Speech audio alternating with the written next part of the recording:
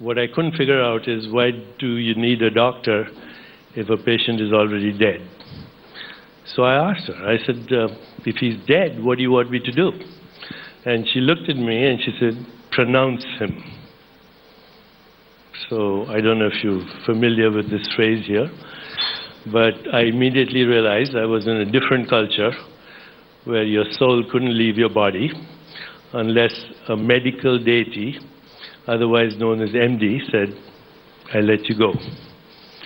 So of course then I understood she wanted me to do the usual rituals that doctors do, listen to the heart, examine the pupils, and having learnt English here in Delhi, where the word for a flashlight is torch, I asked the nurse, I said, may I have a torch, please? They'd never heard this word, of course. She was looking at me now, and there were nurses outside, and she looked at the nurse outside. She said, he wants a torch. So the other nurse looked at me, sized me up and down. She said, maybe he wants to do a cremation. So, to say the least, it was a rocky start. But it took me only 4 or 5 hours to totally get used to what I was doing. Actually, so that you know the zeitgeist. I already told you a little bit about the zeitgeist, but the hit movie at that time was Andromeda Strain, the most popular program on television. ER, the writer was Michael Crichton, and so it was a very melodramatic environment that I was in. And so I got used to it. I loved being there. I stayed for 1 year in New Jersey, finally made it to the great city, Boston, to train at Harvard, BU, and Tufts universities. So now I'm going to fast forward. I trained in internal medicine, and then I specialized in endocrinology, and then I subsequently specialized in the field of neuroendocrinology. So for those of you who are not familiar with that, neuroendocrinology is the study of brain chemistry. And this was a very exciting time. Remember, this is the 1970s. We had a new technology called radioimmunoassay. We were able to measure chemicals that are secreted in the brain, called peptides, in the blood, and we were able to give them names. This is how science is done. So if you've heard of chemicals like endorphins, opiates, serotonin, oxytocin, dopamine, these were the chemicals that we were actually discovering in the 70s. And some of us realized that these were not ordinary chemicals, they were the molecules of emotion. That every time you had a shift in your emotional state, there was a shift in the chemistry of the brain. So in fact, my colleague, who later became the director of brain chemistry at the National Institute of Health, she coined the word molecules of emotion. Now here's what was very interesting.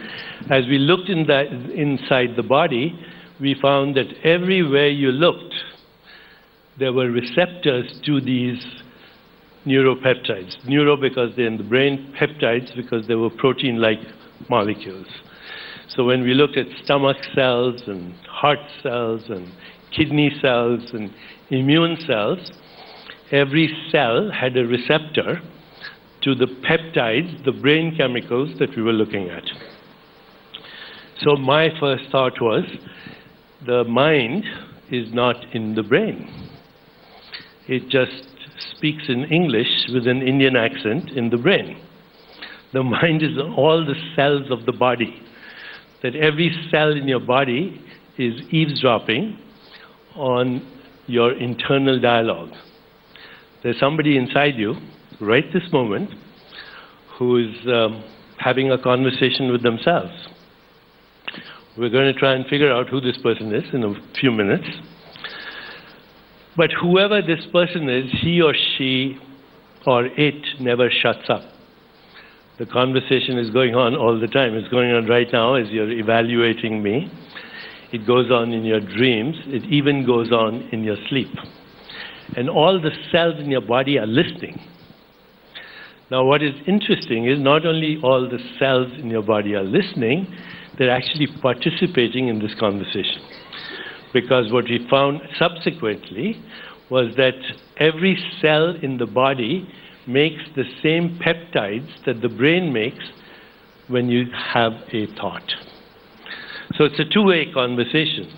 The brain is speaking to all the cells in the body is speaking to the brain. So that was a breakthrough for us. Not everybody accepted it.